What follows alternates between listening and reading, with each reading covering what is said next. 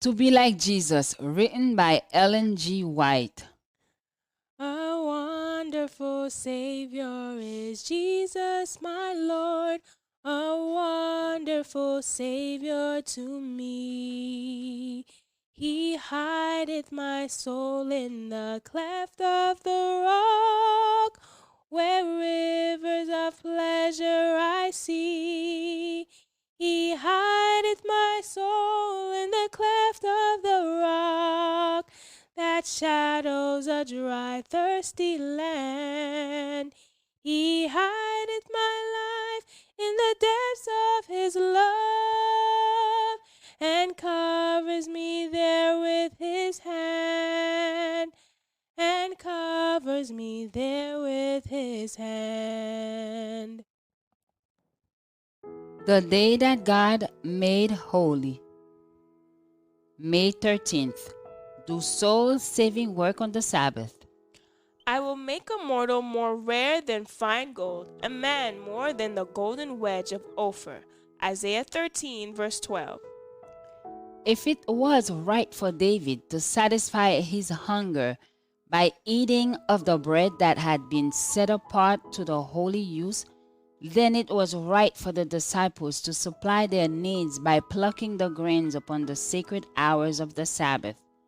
Again, the priest in the temple performed greater labor on Sabbath upon other days.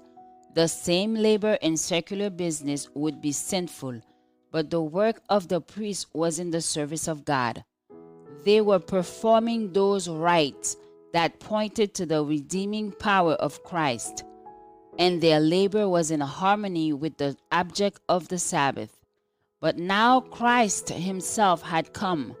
The disciples, in doing the work of Christ, were engaged in God's service, and that which was necessary for the accomplishment of his work, it was right to do on the Sabbath day.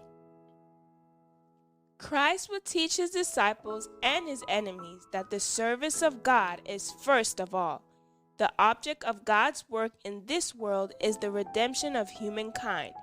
Therefore, that which is necessary to be done on the Sabbath in the accomplishment of this work is in accord with the Sabbath law.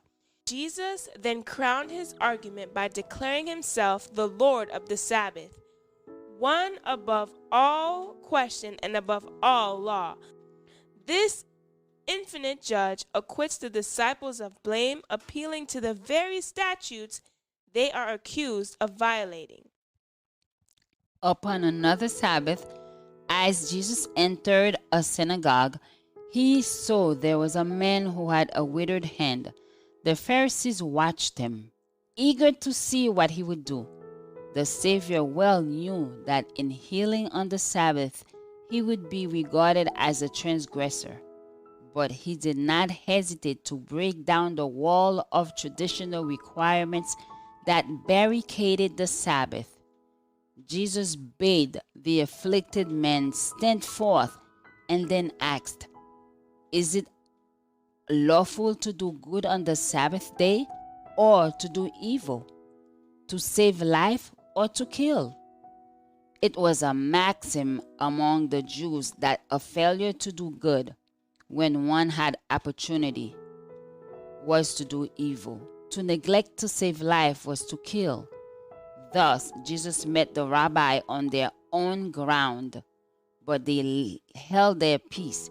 And when he had looked around about on them with anger, being grieved for the hardness of their hearts, he saith unto the man, "Stretch forth thine hand."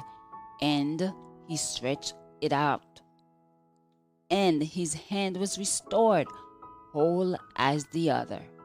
Mark 3, verse 4 and 5.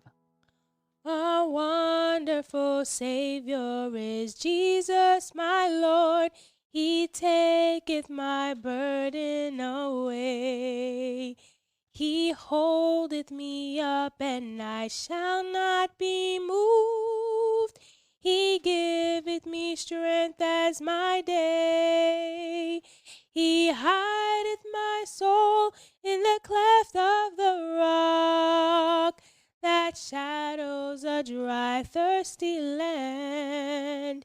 He hideth my life in the depths of his love, and covers me there with his hand, and covers me there with his hand. Join us tomorrow for another devotional reading by God's grace. The Lord your God will set you high above the nations of the world. You will experience all these blessings if you obey the Lord your God.